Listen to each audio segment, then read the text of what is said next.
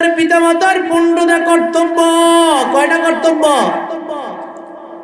15টা দায়িত্ব। একটা দুইটা দায়িত্ব নয়, 15টা দায়িত্ব। 1 নম্বর, সন্তান যখন ভূপৃষ্ঠে আসবে, মেয়ে হোক বা ছেলে হোক, সর্বপ্রথম শুকরিয়া আদায় করবেন আলহামদুলিল্লাহ। বলেন, কি বলবেন? সকলে বলেন আলহামদুলিল্লাহ। কারণ যার 5টা মেয়ে আছে, তাকে এই 5টা মেয়ে দিছে কে? আল্লাহ। কোটি কোটি টাকার মালিক, একটা সন্তান নাই। কপালের চামড়া বটবেন না, শুকরিয়া আদায় করবেন আলহামদুলিল্লাহ। কি বলবেন?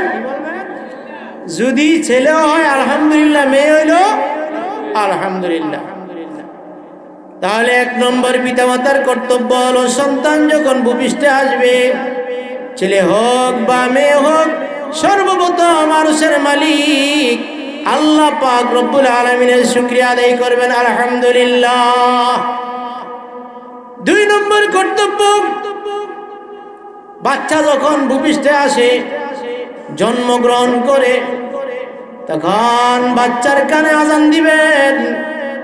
ছেলে হইল আজান দিবেন, মেয়ে হইল আজান দিবেন। আমাদের দেশে একটা বদ স্বভাব, কয় ছেলে হইলে আজান, মেয়ে হইলে আজান নাই। ভুল তত্ত্ব।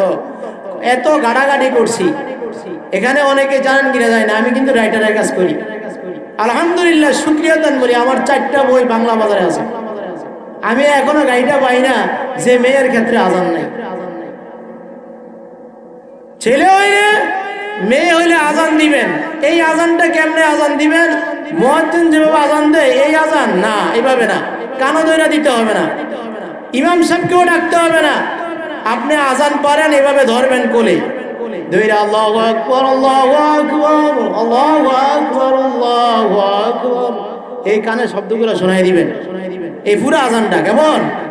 বাম কানে একামত দিয়ে দিবেন। কারণ মরার পরে আর কোনো কি নাই, আজানও নাই, একামতও নাই। 3 নম্বর, সন্তানের প্রতি পিতামাতার কর্তব্য, বাচ্চা যখন 7 দিন হবে, বাচ্চার নাম রাখবেন, ইসলামিক নাম রাখবেন রে ভাই। সল্টু, বল্টু, মন্টু, লিপস্টিক, আইভরি, অশ্রু, এই সমস্ত নাম না, ইসলামিক নাম। কি নাম? ইসলামিক নাম রাখবেন। ইসলামিক নাম যদি না রাখেন তাহলে আপনি গুনাহগার হবেন। নামের সাথে কাজ আছে। কি আছে? রাসূল আরবি সাল্লাল্লাহু আলাইহি সাল্লামের নিকট এক সাহাবী গিয়েছে, যে বলে, ও আল্লাহর হাবিব, আমি সব সময় পেরেশানি থাকি, পেরেশানি আমার থেকে যায় না, এখন কি করা যায়? রাসূল বলেন, তোমার নাম কি? বলে, আমার নাম হুজন। বলে, আরে তোর নাম হুজন? হুজন অর্থ তো পেরেশানি। এই নাম রাখছ কি? আরে হুজন অর্থ কি? পেরেশানি। রাসূল বলেন, আজ থেকে তোমার নাম মাসরুর, অর্থাৎ আনন্দিত। এরপরের থেকে তার উপরে আর পেরেশানি চাপায় না। সুবহানাল্লাহ। নামের সাথে কামের মিল আছে নি? অবশ্যই মিল আছে। লিপস্টিক, আইভরি, সল্টু, মল্টু, জুনাবালি, পানমতি, হুলমতি, এগুলা রাখবেন না, ইসলামিক নাম রাখবেন। ইসমু আব্দুল্লাহ, আব্দুর রহমান, নবীদের নামে নাম, সাহাবীদের নামে নাম, কত সুন্দর নাম। নামের অর্থ আপনি জানেন না, আলেম ওলামাদের কাছে যাবেন, নাম রাখবেন উত্তম নাম। কারণ সে যদি ইমানদার হয়, মারা যায়, মারা যাওয়ার পরে যখন ইল্লিনে তার শিরচপ্পরটা হবে, উত্তম নামে ডাকা হবে। সুবহানাল্লাহ। হর লহজায়ে মোমেন কি নায়ে শান नहीं आन, हर लहजाए मोमेन की नए शान नहीं आन, गुफ्तार में रफ्तार में अल्लाह की बुरहान, गुफ्तार में रफ्तार में अल्लाह की बुरहान। 3 নম্বর, সন্তানের প্রতি পিতামাতার কর্তব্য, যখন 7 দিন হয়ে যাবে, ওই সন্তানের জন্য আকিকা করবে। ছেলে হইলে 2টা ছাগল, আমগো দেশি ভাষায় বলি, আর মেয়ে হইলে কয়টা? 1টা। আকিকা করলে বাচ্চার বালা মুসিবত দূর হয়ে যায়। এই 7 দিনের ভিতরে 7 দিনের মাথায় আকিকা করা এটা একটা সুন্নত। আর 7 দিনের পরে যদি আপনি যান করতে পারেন, কিন্তু 7 দিনের করা যে সুন্নত ওটা পাবেন না, পরের আকিকার সুন্নত পাবেন। কথা বুঝে আসছে? তবু আবু দাউদ শরীফের হাদিস, রাসূল সাল্লাল্লাহু আলাইহি সাল্লাম বলেন 7 দিনে যদি না পড়ো 14 দিনে করো, 14 দিনে যদি না পড়ো 21 দিনে করো। এটা একটা মত আছে। 4 নম্বর রাসূল আরবি, 5 নম্বর রাসূল আরবি সাল্লাল্লাহু আলাইহি ওয়াসাল্লাম বলেন বাচ্চা যখন 7 দিন হয়ে যাবে, এই বাচ্চার মাথা কামায়া বাচ্চার যে চুলগুলো আছে না, চুল, এই চুল পরিমাণ টাকা আল্লাহর রাস্তায় সদকা করে দিবে। অনেক টাকা লাগবে না, আরে 5 টাকা নোট 2-3টা দিলে হয়ে যাবে, ঠিক নেই? 2-3টা দিলেই সুন্নত আদায় হয়ে যাবে। এটা পিতামাতার উপরে কর্তব্য। 6 নম্বর বাচ্চাকে তাহানিক করাইবেন। তাহানিক আমার মনে হয় 80% লোক বোঝে না। তাহানিক এটা আরবি শব্দ। তাহানিক কাকে বলে? মামানা তাহানিক। তাহানিক কাকে বলে? তাহানিক বলা হয় একজন আল্লাহওয়ালার নিকট আপনার বাচ্চাকে নিয়ে যাইবেন। এই আল্লাহওয়ালা তার মুখের থেকে আগে থুতু ছিটকাই দিবে, তার মুখে বলাবে, তারপরে চিবাইয়া খেজুর তার মুখে লাগাই দিবে, মারির মাধ্যমে লাগাই দিবে, সুন্নত আদায় হয়ে যাবে। এই বাচ্চা আল্লাহওয়ালা হবে। সুবহানাল্লাহ। হাসান বসরিকে রাসূল সাল্লাল্লাহু আলাইহি সাল্লামের দরবারে নিয়ে আসছে। হাসান, তোমার নাম হাসান, তুমি কত সুন্দর, ওয়াজহুকা জামিলুন, তোমার চেহারা কত সুন্দর। রাসূল নিজে খেজুর চাবায়া থুতু তার মুখের মাধ্যমে লাগাইয়া, খেজুর চাবায়া তার মুখের মাধ্যমে দিলেন, মারির মাধ্যমে লাগাই দিলেন। ওই বাচ্চা এমন আল্লাহওয়ালা হলেন যার নাম এখন দুনিয়ার জমিনে বিদ্যমান। সুবহানাল্লাহ। তাহলে 6 নম্বর সন্তানের প্রতি পিতামাতার হক তাহানিক করাইতে হবে। 7 নম্বর বাচ্চার যখন 7 বছর হবে, 7 নম্বর এদিকে তাকান ভাই, 7 নম্বর রাসূল আরবি সাল্লাল্লাহু আলাইহি ওয়াসাল্লাম বলেন বাচ্চার যখন 7 বছর হবে, কয় বছর? আমার দিকে তাকান, 7 বছর। পিছের ভাইরা বলেন কয় বছর? এটা শিক্ষণীয় বছর, এটা কিন্তু একটা হাদিসের দর্শ। এটা কি বলেন? হাদিসের দর্শ। আপনি যে এত টাকা খরচ করে মাহফিল করলেন, মাহফিলের প্যান্ডেল সাজাইলেন, প্রত্যেকটা সেকেন্ডে কমপক্ষে 100 টাকা করে পড়ে, ঠিক নেই? কিছু শিখার জন্য বসবেন, শিখবেন, আমল করবেন। 7 নম্বর আপনার বাচ্চা যখন 7 বছর হবে, কয় বছর? 7 বছর হবে, তখন বাচ্চাকে নামাজ পড়ার আদেশ দিবেন। কি দিবেন বলেন? এটা আমার মুখের কথা না, হাদিসের কথা। রাসূল বলেন মুরু আওলাদুকুম ওহুম 7 সিনিন, তোমার সন্তানকে যখন 7 বছর হবে নামাজের আদেশ দিবা। ওহুম আবনাউ 10 সিনিন ওয়াদরিবু আলাইহা, 10 বছর হয়ে গেলে নামাজ না পড়লে পিটে পিটে নামাজ পড়াইবা। এমন কোন বাবা মা আছে যে সন্তানের প্রতি যে বাবা মার কর্তব্য, ছেলে নামাজ পড়ে না বাচ্চাকে পিটে নামাজ পড়েছেন, এটা আছে কেউ? কোনো ব্যক্তি আছে এখানে? হাত উঠাতে পারবেন? আমি করছি, এটা হাদিসের উপর আমল করছি, আমার ছেলেকে আমি পিটে নামাজ পড়েছি। এটা একটা সুন্নত, এটার উপর আমল করবেন। নরমাল হইলেও ছোট করে হইলেও পিটা দিবেন, পারবেন নিয়ে সুন্নত আদায় করতেন। হাত উঠান। 10 বছর বয়স হয়ে গেছে মেয়ের ছেলের, নামাজ পড়ে না, ঘুমায় রয়েছে, ছোট্ট করে পিটা দিবেন, ভয় দেখাইবেন, ঠিক আছে? সুন্নত আদায় হয়ে যাবে। ছায় না মেরে জোরে পিটা দিয়ে না, এলে মরে যাবো, বেজার লাগাই না। তাহলে 7 নম্বর কর্তব্য কি? সন্তানকে নামাজ শিক্ষা দেওয়া। এটা দায়িত্ব কার উপরে? বাবা মার উপরে। সকলে বলেন কার উপরে? বাবা মার উপরে। 8 নম্বর রাসূল আরবি সাল্লাল্লাহু আলাইহি ওয়াসাল্লাম বলেন 10 বছরে যখন আপনার সন্তানের বয়স হয়ে যাবে, কয় বছর? ওয়াফাররিকুম ফিল মাদাজি'i, 10 বছর সন্তানের যখন বয়স হয়ে যাবে, ছেলে হোক মেয়ে হোক, আপনাদের সাথে একসাথে আর শোয়াইতে পারবেন না, পৃথক পৃথক শোয়াইতে হবে। এটা শরীয়তের বিধান। এটা কার বিধান বলেন? এটা শরীয়তের বিধান। আর সন্তানকে যদি এই শরীয়তের বিধান মোতাবেক আপনি না চালান বা না গইরা উঠান, আল্লাহর কাছে আপনি দায়বদ্ধ হতে হবে, ঠিক নেই?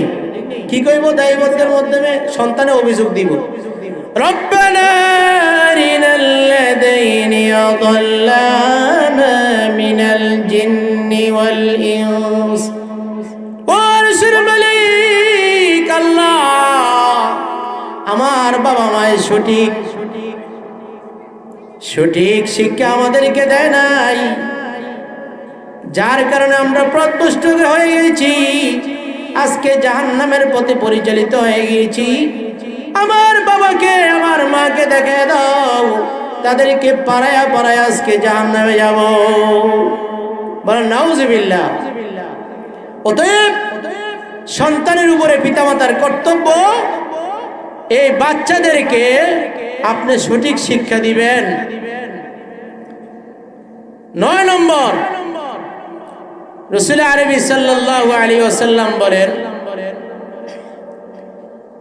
আপনার সন্তান কোরআন পড়তে পারে না, আপনার সন্তান কোরআন পড়তে পারে না, বয়স হয়ে গেছে 6 বছর, 7 বছর, 8 বছর, 10 বছর, এই দ্বীনি শিক্ষা দেওয়া এটা ফরজ না, সুন্নত না, নফল না, ওয়াজিব? সকলে বলেন, জোরে বলেন, পিছের বাইরা বলে না। দ্বীনি শিক্ষাটা প্রাথমিক দেওয়া কি বলেন? ফরজ। এটা আমি সিরিয়াল নাম্বারটি বলে যাই, পরে বিত্তাফসিল আর আলোচনা করবো ইনশাআল্লাহ। সন্তানকে দ্বীনি শিক্ষা দেওয়া ফরজ। রাসূল আরবি সাল্লাল্লাহু আলাইহি ওয়াসাল্লাম বলেন, তাআল্লামুল ফারাইজুল কুরআন ওয়া আল্লিমুন নাস ফাইন্নী মাকবুজুন। সন্তানকে কোরআন শরীফ শিক্ষা দেওয়া ফরজ, ফরজ, ফরজ। স্পষ্ট এখানে হাদিসে বলছে, তাআল্লামুল ফারাইজুল কুরআন, কোরআনকে শিক্ষা দেওয়া ফরজ, ফরজ। যেই ব্যক্তি এই ফরজ শিক্ষা বাচ্চাদেরকে দিল না, সেই ব্যক্তি যেন বাচ্চার উপরে জুলুম করলো, কাল কিয়ামতের দিন ওই বাবা মা জাহান্নামে নিক্ষিপ্ত হবে। বলেন নাউজুবিল্লাহ।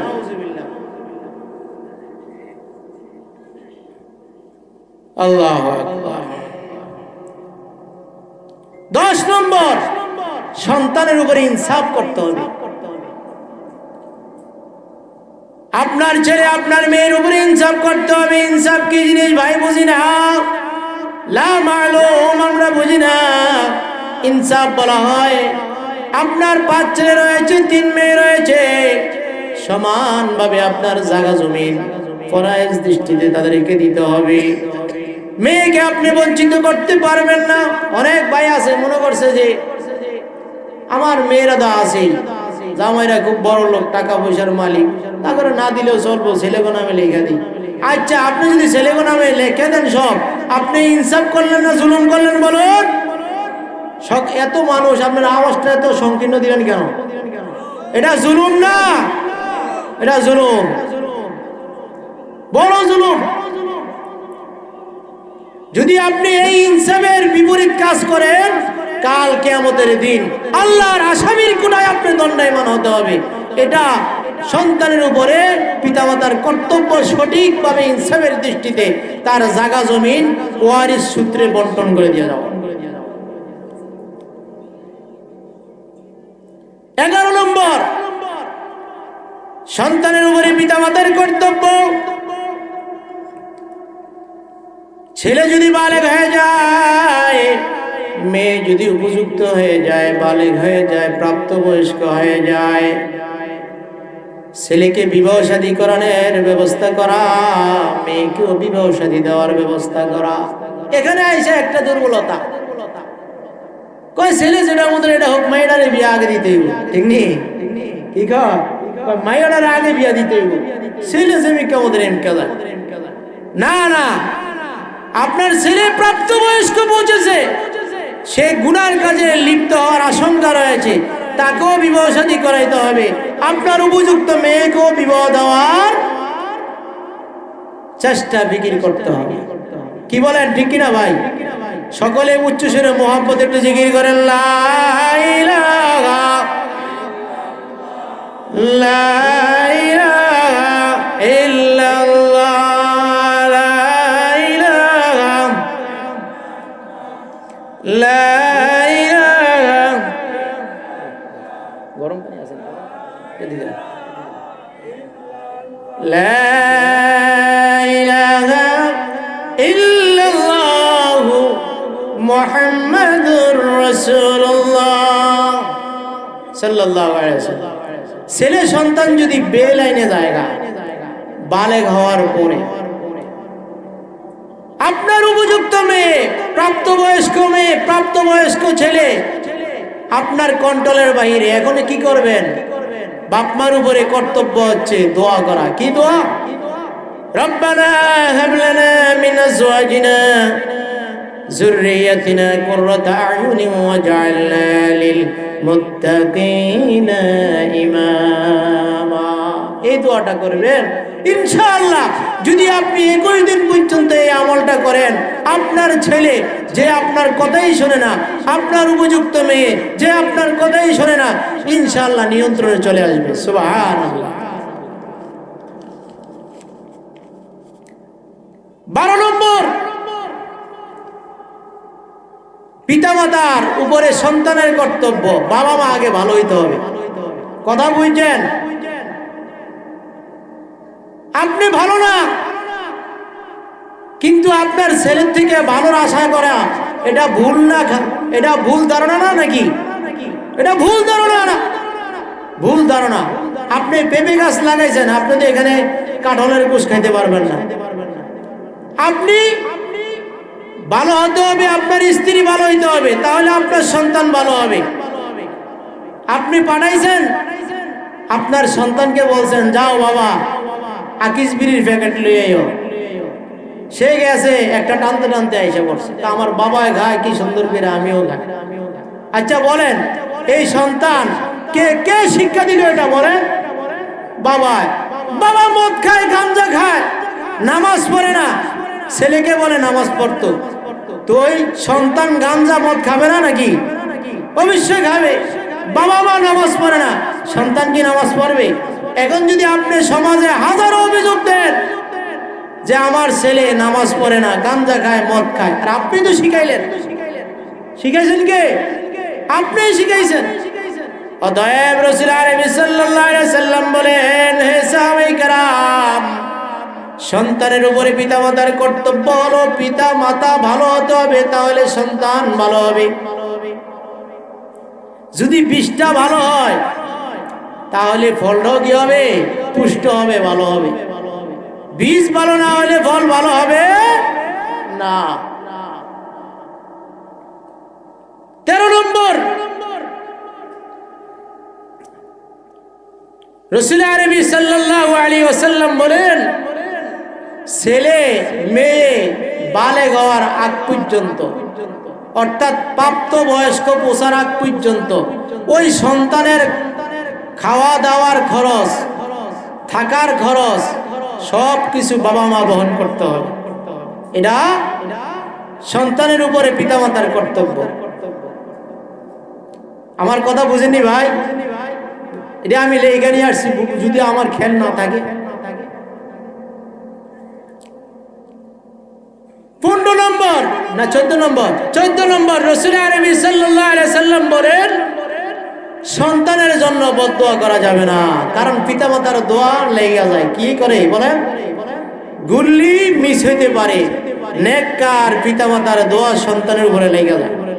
কালসাপের মতো, কালসাপ যখন ঠুকর মারে, বিষটা যেরকম ভাবে ছড়ায়, ঠিক নেককার পিতামাতা যদি সন্তানের উপরে বদদোয়া দেয়, ঠিক বাচ্চা নষ্ট হয়ে যায়। বদদোয়া থেকে পয়সা। 15 নম্বর, সন্তানের উপরে পিতামাতার কর্তব্য দ্বীনি ইলম শিক্ষার উপরে চর্চা করা, দ্বীনি ইলম শিক্ষার উপরে চর্চা করা।